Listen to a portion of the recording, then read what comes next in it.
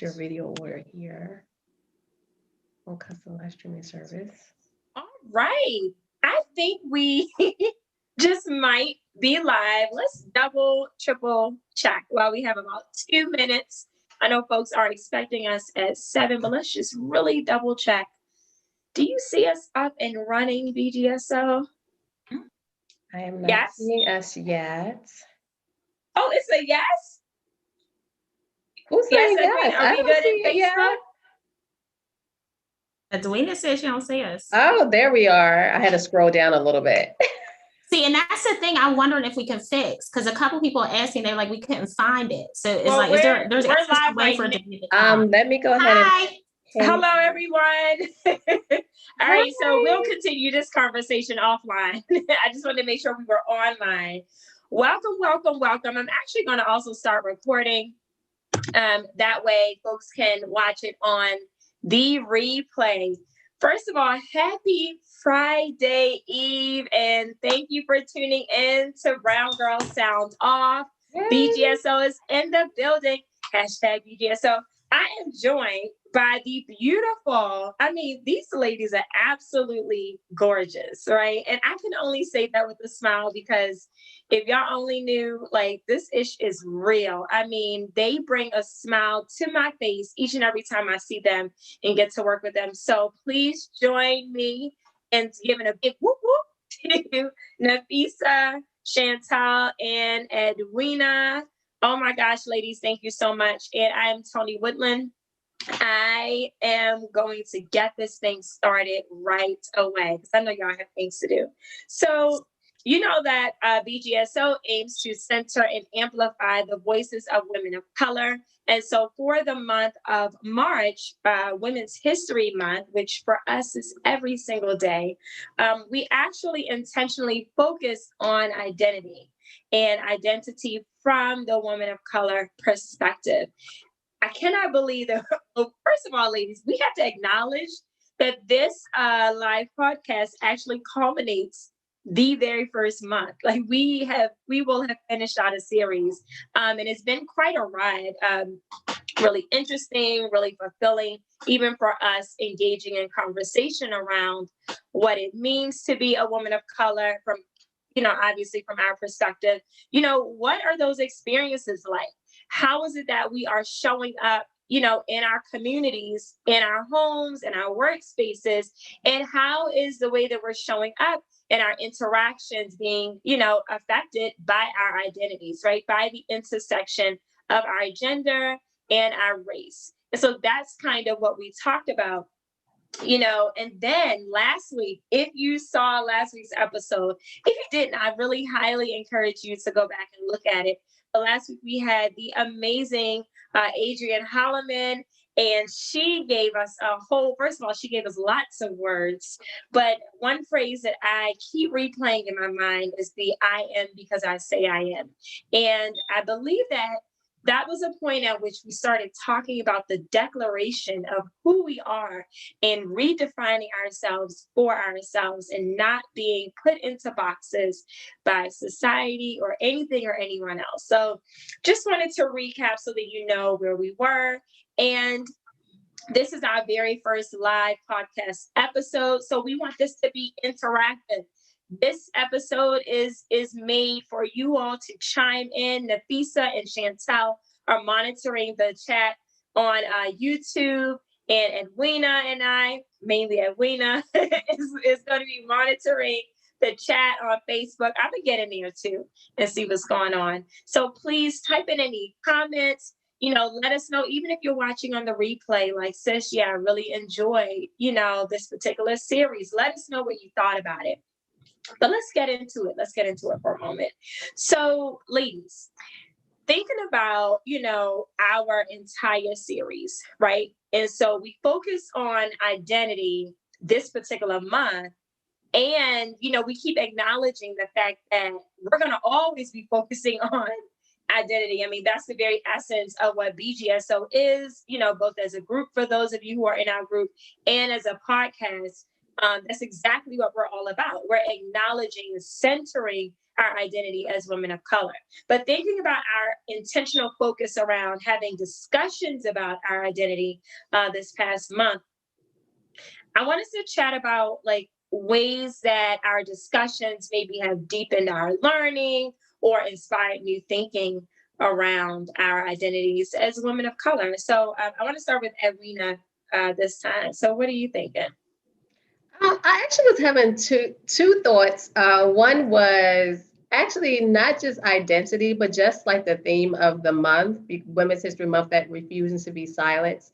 And I mean, and that does play a part in the identity, because you do have to kind of like speak out about who you are, because you can't let other people dictate and determine your story. And that was something that really spoke to me. And I felt like having the opportunity to just speak on this podcast, first and foremost, was like it's like a new area that I'm not a camera person. You can find me in the background, minding my business. I work best from the back. But so just being on this platform, I feel like it has been a lot. It's been empowering for me. Mm-hmm. And listening to, I think back to Adrienne adding on with all that she did. But one of the things that she spoke about was remembering my dreams. And that was a part where I have to do some self-reflection and getting back to that identity, because just remembering how life can sometimes get us to the place where we start to identify as everything but an individual. And so that was something I was like, you know what, let me get back, because I think about myself as a mother, as a teacher, as somebody's this and somebody that, but it's like who you are for you. And so that was something I had to do, that self-reflection, to get back to Edwina, like, who am I? And what is it that I want? What is it that I need? What are the things that I'm striving for? And so this month have definitely got me back into that reclaiming myself part. And so I'm definitely on a path. I'm not there yet. It's definitely a process, a journey, but I'm definitely excited about it. And I have to call it out. Like, this podcast definitely has done that for me. Oh my goodness, sis. I'm over here like with a big old Kool-Aid smile, like ding. I am seriously, and I'm smiling because I know you, right? Like beyond this podcast. And when I hear you say things like, I work best, behind the scenes, and we've worked together professionally outside of BGSO, before BGSO, way before BGSO. And I know like your skill set, it really is around like organizing, and I mean you're so organized and you're so detail oriented and schedule oriented. And what's making me happy is now you're adding additional things to your skill set. You know what I mean? Like I'm seeing you step outside of your box, and I watched it, through each episode. And it's just so amazing to see that, that you're stepping out there, and whether you acknowledge it yet or not, you are in front of the scenes, in front of the camera type of person. Your voice just echoes so loudly, it resounds and just, fills us all. So thank you so much for sharing that. If you're watching us, I would love to know, your responses as well. So please type in the chat, like, how have you felt that maybe BGSO, whether it's the group and or the podcast. For those of you watching on YouTube, if you're not in the group, then please find us on Facebook. There we do have a page, so please like the page. But if you identify as a woman of color, please also join the group. We invite you. So yeah, if you're watching, even if you're watching on the replay, #replay in the comments, let us know how maybe, BGSO, being part of this community and watching the podcast has maybe deepened your learning or inspired new thinking around your identity. And Edwina, the other thing that you shared, I want to hear what Nafisa has to say next, but I want to chime in. The other thing that you shared around your dreams, right? And like capital Y, your dreams. Maybe it's in all caps, actually. Yeah. For me, the way that relates to our identities as women of color, from my experience, there's so many expectations placed on us that just, come from the outside that have nothing to do with the way that we see ourselves, at least initially. But in many ways, we then take those on as all that we are. And they're amazing things. Like, I'm proud to be a mother. You know what I mean? It's not about that. I'm proud to be, a sister. I'm proud to be a daughter. And a lot of times we forget that, we should, also be just like proud to be us. Exactly. Not necessarily an attachment to anyone else or for anyone else. And I think that, being selfish, it's an act of political warfare, especially for women of color. And I think we should engage in it more often. But thank you for sharing that. Nafisa, so tell us, thinking about our journey this past month, oh my gosh, March is almost over. How has the podcast, shaped your learning or your thinking? I mean, I really just have felt so just empowered, and I just feel like my cup has just been so full. I just love these podcasts. I love interacting with you, strong, beautiful women of color and our audience, and, the women in the BGSO group. And our topics have really just affirmed me and inspired me to just really, truly walk in my power and all of the spaces, that I'm operating, and just making sure that my voice is being heard, that my needs are being met, and unapologetically, whether I'm at work, whether I'm at home, and just making sure that I'm pouring into myself and knowing that that's okay. Like sometimes like it's too busy and things like that. And just remembering to practice grace with myself too. Cause like you said, you feel so much pressure to do certain things. Like I'm like, oh, I need to cook. I should cook because we ate out yesterday. But sometimes you just have a busy week and that's okay. It's okay if you have to order out the whole week or maybe a couple of days. That might just be what works for you that week. And it's just okay. We just have to remember to just practice grace with ourselves. And I just feel like I've been just reminding myself of that like constantly, and just making sure that I'm doing what I need to do for me, because if I'm not taking care of myself, then I'm not going to be good in any of my other roles. So I'm just making sure that whatever that is, if I need to take a walk, if I need to go have a moment to myself and get my nails done, if I need to not cook that day, if I'm not working out that day, and that's the day I need to rest, I'm not feeling guilty about it. Just making sure that my needs are being met and that my voice is being heard. And also just thinking about the dreams. Like I wanted to piggyback on what Edwina said, because when she said, like, if you're dreaming, that's something you feel like you can accomplish tomorrow, you're not dreaming big enough. And just thinking about like other things that I've always wanted to do, and maybe I felt like I couldn't attain it. And now I feel like, you know what, I'm going to go after that. And I'm going to try to do this. I'm going to try to write this book. And I just feel so empowered and just inspired to really, truly, truly just, again, walk in my power and go after my goals and my dreams. So powerful. If you are just joining us, welcome again to Brown Girls Sound Off, BGSO, the podcast. We are just wrapping up our month-long series of discussions about identity from the woman of color perspective. And so this particular episode is a recap of our thoughts and our feelings and our growth around this topic for the month of March. I can't wait to preview at the end of this episode what we're going to be talking about next month. Y'all gonna like it. But yeah, so we're just kind of recapping and reflecting. And so Edwina's already shared, and so is Nafisa. Chantel, before you share, I just want to echo and affirm something Nafisa just said. Nafisa, you were talking about, now feeling empowered to communicate your needs without having the guilt, right? So I need to order out for my family tonight, just because, right? And it's funny because this week I found myself doing that and actually using that language. You know what I mean? In various ways, like even with my kids, like saying, I know that I told you I would do X, Y, Z, but what I need right now is some time to myself.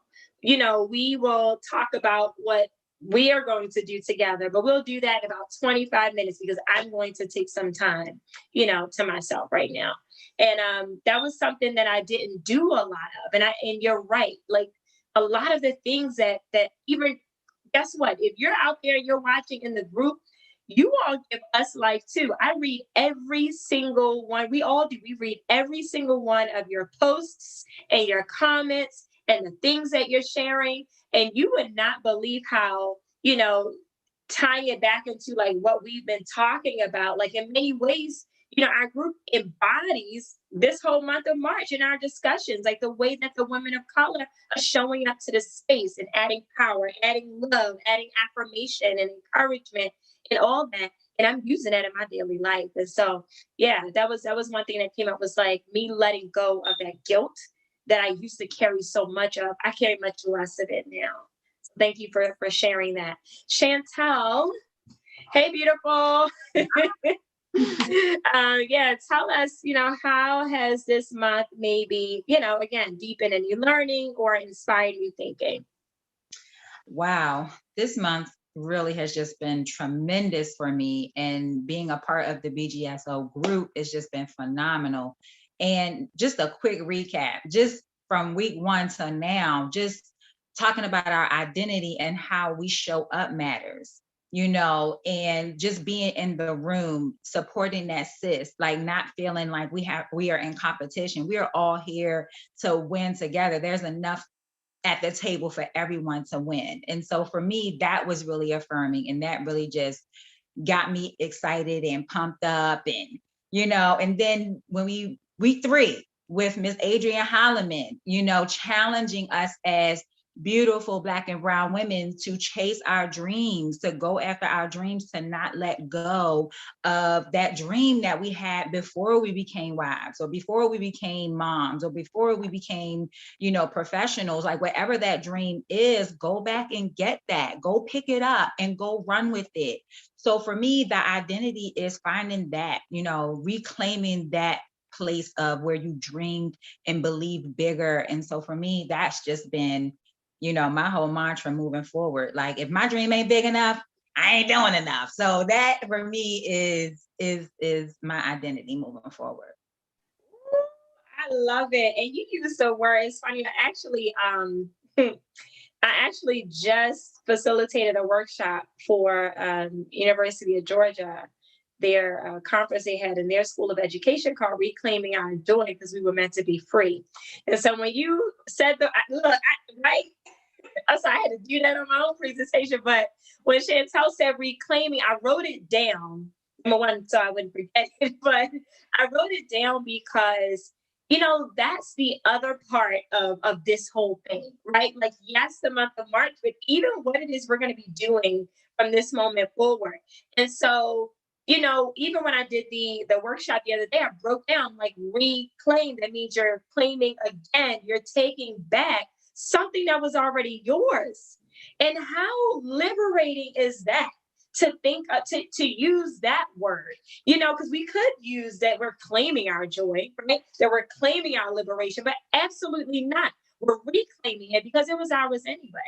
And so for me, when you brought that up, it brought up lots of feelings of joy in me, because that is also what engaging in dialogue and being in community with you beautiful ladies this past month has helped me do, to reclaim my joy, right? Reclaim my identity as an individual, as Tony. Nothing else attached to it. It's just Tony, right? And the other thing that you said, Chantel, was talking about that there's enough room at the table rather for all of us. Yes. And like that's something that I want us to continue to bring up in our discussions, whether it's in our group or even on the podcast, because that's the other premise for this particular group and podcast, is showing that absolutely there is more than enough space. As a matter of fact, come on, sis, I need more of y'all to pull your chairs up, right? And we already put in the group that we're looking for guest speakers. Let us know. You want to come on? We want to be in community. And so the reclaiming part and talking about space, and this podcast was designed to actually create that space for the women. So I don't know. I'm feeling energized just by even reflecting on this particular month. My next question I want to throw out there, and by the way, thank you for those of you who are joining us in the chat. I see my mother. Ingrid is in the house. Hey, Natasha. Natasha says she feels so guilty all the time. So she's affirming Unifi. So she feels so guilty all the time for being busy. Absolutely. Don't we all, right? Let's let go of that. Let's try to let go of that. And so, hey, Georgia. Okay. I know that's right. So Georgia's watching. What did she say? She said, my post today was work hard to play now and not later. I do not believe in waiting until my late 60s and 70s to live a life of peace, financial freedom, and owning, in all caps, everything I've worked for. I love that. Love it. That is Right? awesome. Listen, everything that I work for. Reclaim the whole life now. Love that. Listen, do it now. And, that ties to, our identities as women of color because, a lot of us didn't grow up believing that we deserved it. You know what I mean? That, it was one of those things where you have to work your way up to earn peace, to earn liberation, to earn freedom, to earn happiness. Like there's a certain point at which you attain these things, the lies we were told, right? And so I think that there's a lot of energy around and a real movement around reclaiming those things now because they are true for us and we can take life by the horns and ride that thing. So my next question I want to throw out there for us to talk about is, in thinking about the past month, and this question also goes for you all who are watching on YouTube or joining us in the BGSO group or on the replay. Once again, if you're just joining us live, I just want to let you know that we are wrapping up our very first month of our BGSO podcast. And for the month of March, Women's History Month, we focus on identity from the women of color perspective. And we're just reflecting right now before we preview again what we're going to be talking about in April. I'm excited every time I see that. Excited.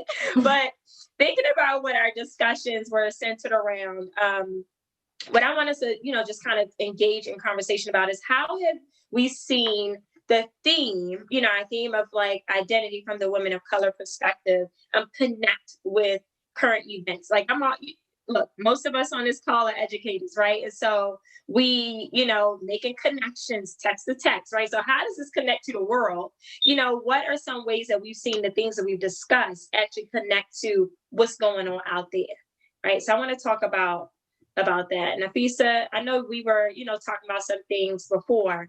Did you want to bring any of that up? Yeah, I mean, the first thing I thought about was just Meghan Markle and this thinking how she really spoke up, and let her husband know what her needs were. She was not afraid to speak out about her truth and to be her authentic self. And she knew that in the role that she wasn't able to be herself. And when you're living like a facade and trying to be a people pleaser and pleasing other people and thinking because that's the right thing to do, it eats at you, it's very corrosive. And it started to affect her mental health. And that's the first thing I thought about is that, she wasn't afraid and she spoke up about what was going on to the world, with Oprah, because it was unbeknownst, I think, to almost everybody. I was completely shocked at the things that she said. And the fact that she even got to the point where she was suicidal was just so sad. And the things that she was being, targeted about were things she can't control. The color of her skin and things that she identifies with as being herself and her child as well, being a person of color. So that was the first thing that I really thought of when I was just thinking about just things that were going on in society. That was my mind directly, went to Meghan Markle and her struggles that she had in England and the royal family just because of her being a woman of color. And that speaks to why this podcast and even our group platform on Facebook is so important, right? Because so many times we don't have, or we think we don't have access to the platforms on which to stand and actually tell our truths. So like I said before, think of what might have happened if we didn't have Oprah, right?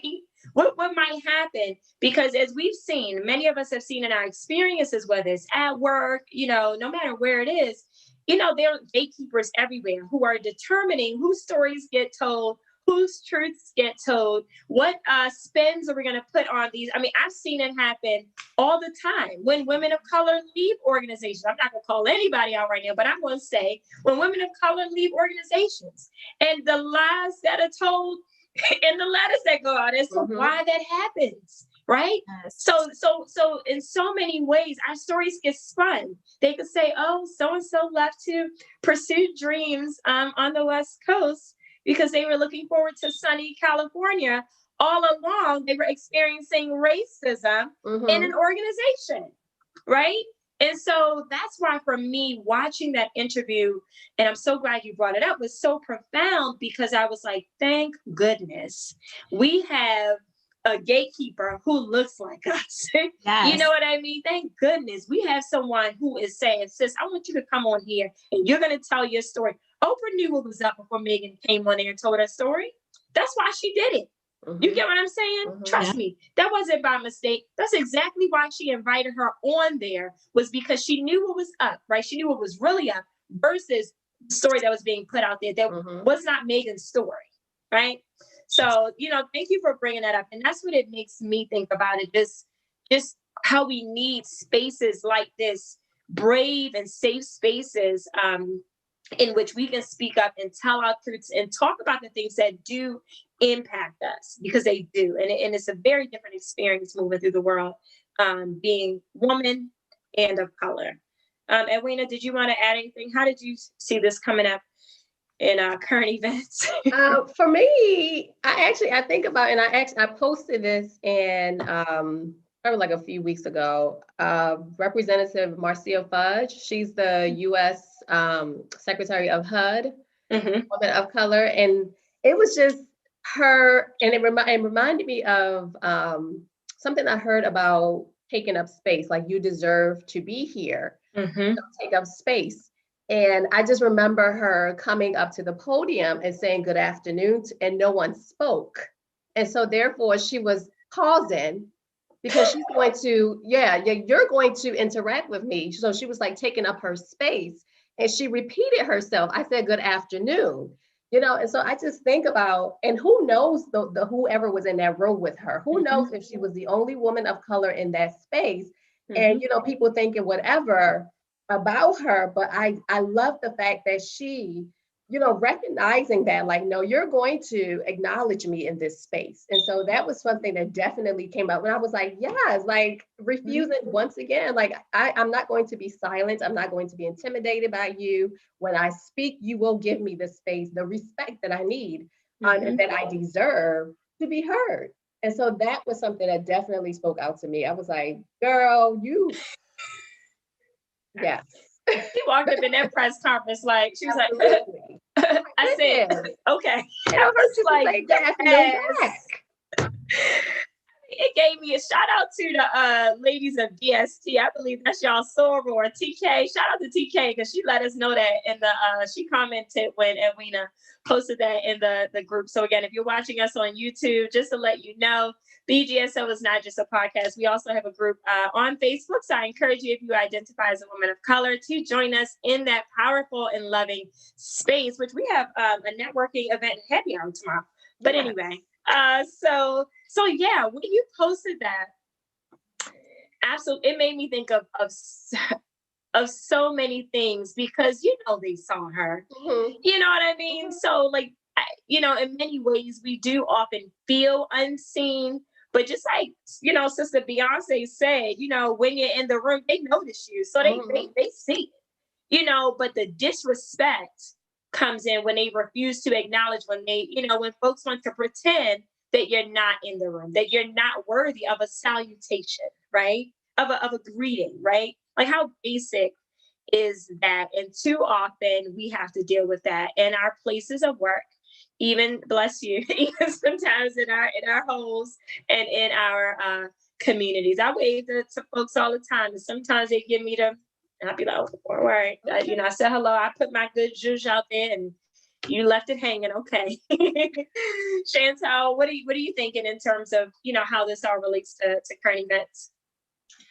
Well, with me, I'm going to take a little bit of a left turn and talk about the Crown Act and how we as Black and Brown women are still fighting over our hair, our natural hair in the workplace, in government, and being able to show up fully as who we are in our natural state with our hair.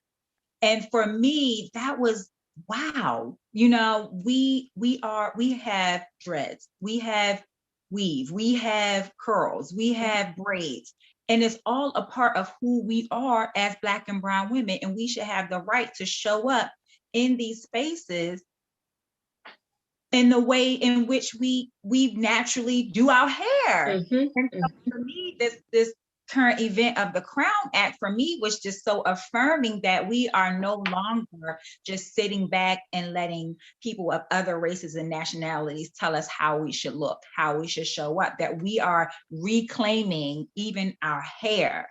And so for me, I was like, man, that is so empowering and inspiring. And I hope everyone is like tuning into that, because that lets us know that there's an awakening happening, ladies. Like, we are just awakening to who we are, standing in our truth and our power and our full identities as Black and Brown women. And I'm just here for it. I'm just here for it.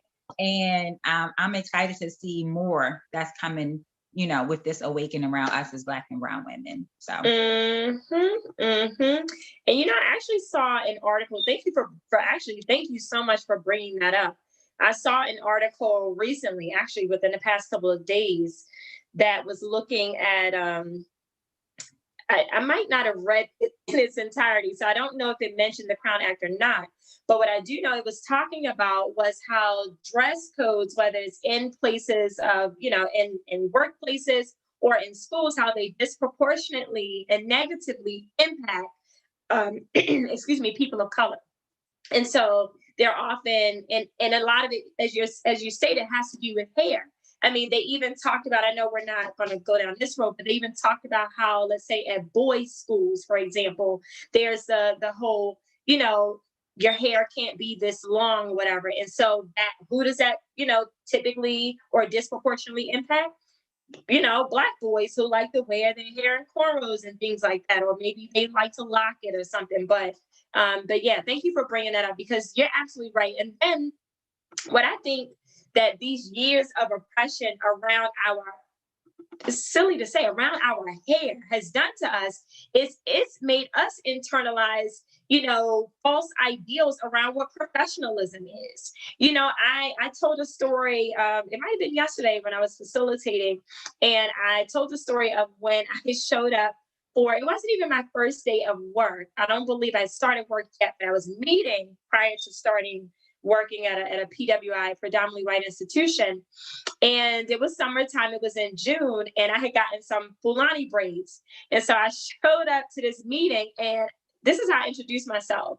Well, it wasn't the first time meeting, but I was like, hey, so nice to see you. Oh yeah, you see, I got my summer hair. Right? It was like literally, nice to see you. Oh yeah, this is my summer hair. But why did my braids have to be my summer hair? You know what I mean? But I share that because it just goes to show I had internalized like that it must be unprofessional for me to come to work, with my braids. And these are just temporary. I want to take them out. Like that was what was underneath all that. And so that's the other part of that. And then, so then I think about, well, what type of impact does that have on hiring? Even when we have women of color, who are the gatekeepers, who are on these hiring committees. So when we start to internalize negative messages about ourselves, about our identities, whether it's wrapped around our color or wrapped around our hair, and then when we're in, positions of power, that in turn negatively impacts other women of color. And that's why it's so important for us to do the work of dismantling internalized oppression, because yes, it impacts us in the way that we move and see ourselves. It impacts the way that we raise our children, our daughters. It impacts the way that we interact with other sisters and how we judge them and how we talk about them and how we see them, Who are we promoting? And we can think that a white woman is better than a Black woman because she, the white woman doesn't have braids. You get what I'm saying? Mm-hmm. So, there's so much damage that we can do when we don't have these conversations and we don't dig deep about, well, why is it that I think I can't show up to my job with my braids? Why would I introduce myself in that way and explain away part of myself in that moment? You know what I mean? So yeah. All right, hit us up in the comments. Let me see what folks are saying. Okay, or when the ref cut the wrestler's hair in order. Yes, mother, absolutely. I mean, look, that's a whole violation. Like, flag on the play. You cannot, but that happens. I know that we're not going into detail about microaggressions, but microaggressions around our identity, absolutely. Whether it's people commenting on, oh, you're pretty for a dark-skinned girl, you're pretty for a Black girl, or, oh, let me touch your hair. But then this person went off and cut somebody's hair. You know what I mean? Absolutely not. I see that V said, I just love this whole conversation and energy. Hey, sis, hey. So again, please type in any comments. How are you left feeling this month when we really intentionally focus on identity from the women of color perspective? Or maybe even there's something that has come up in this conversation that has inspired new thinking or new learning around your identity. I see that Natasha said, there is power in our beauty from our heads to our feet. And the fact that we can be so versatile with the things that we can do with our hair threatens the other side. She put jealousy, #jealousy with a little wink.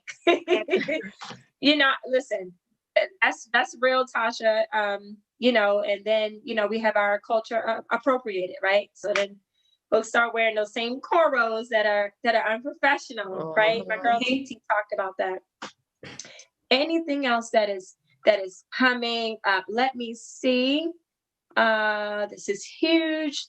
And story dictates that often movement starting in the US to the UK and the world. Okay. Thank you so much, Katia, for adding that. Thank you so much. Are there any other thoughts that you ladies wish to add before we start to wrap up and I preview our theme for next month?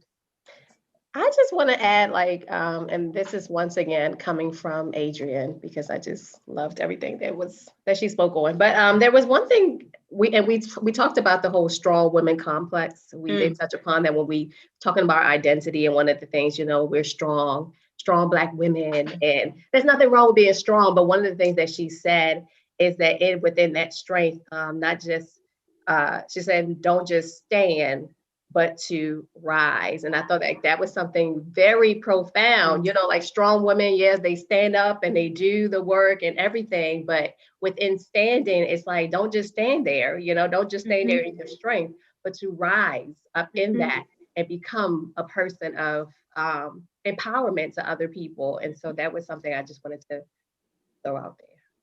I know, and I love that you threw that out there, because it actually was top of mind and then I lost it. But yeah, absolutely right. That is something else that I hope that everyone listening, especially those of you who are in our group, keep in mind is that there is that double-edged sword of the strong Black woman, right? And the strong woman of color, persona in general, because what happens is it's like this thing of yes, we absolutely have to be strong enough to bear the many atrocities that come our way. So thank God for that. Absolutely.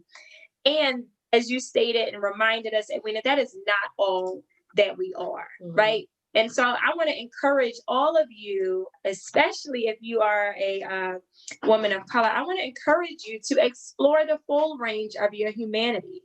So tap into all those sides and love on all those facets of yourself just as much as you revel in your strength. So also revel in your emotional intelligence and love on yourself and say, yes, I am verbally expressive. I know how to say when enough is enough. Yes, I am an emotional wreck. I wear my heart on my sleeve. People never have to wonder when it comes to dealing with me. These are all things that we should say to ourselves in addition to, I'm so strong. I went through these storms and these storms. And it's like, okay, sis, but let's rise above that, because what I think has been normalized far too long is how much we can take.